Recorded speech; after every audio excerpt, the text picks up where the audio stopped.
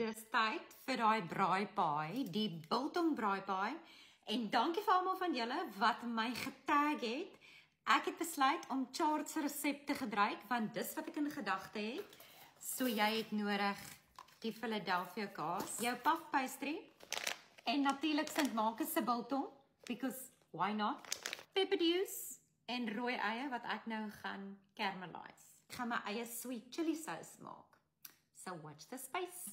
Ek het Chart in die video getag, julle gaan kyk gerus sy page, hy maak baie lekker kos. Ek caramelize gewoonlik my eie net met bruin suiker, maar Chart het ek gesien gebruik die balsamic vinegar.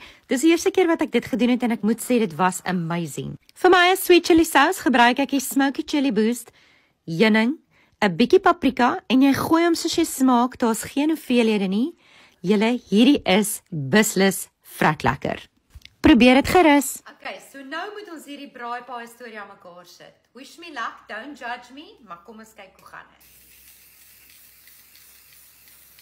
So ek weet Chart die pizza bases gebruik, maar ek wou graag die puff pastry gebruik en ek het gesien Lance Wood gebruik die puff pastry vir hulle sin ook. Ek het 2 bakkies kaas gekoop en ek was tempted om al 2 op te sit, maar ek het toe net gegaan met 1 bakkie aan die een kant, die sweet chili sauce aan die ander kant, en ek dink hier daar's 'n reg of 'n verkeerd nie.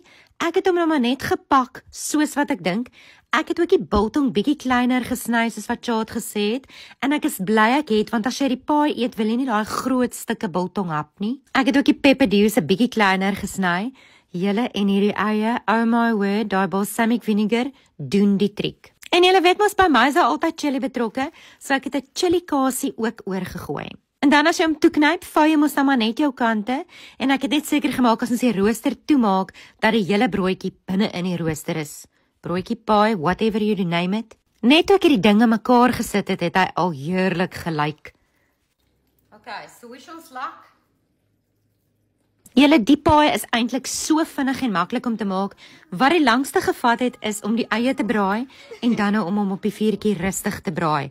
Maar is regtig iets vinnig, maklik en lekker. Kyk, net daar. Ek moes 2 gemaak het, want 1 is te min. Kyk net daar, dit is vrek lekker. Ek kan dit beslis aanbeveel en obviously kan jy mos maar maak wat jy smaak.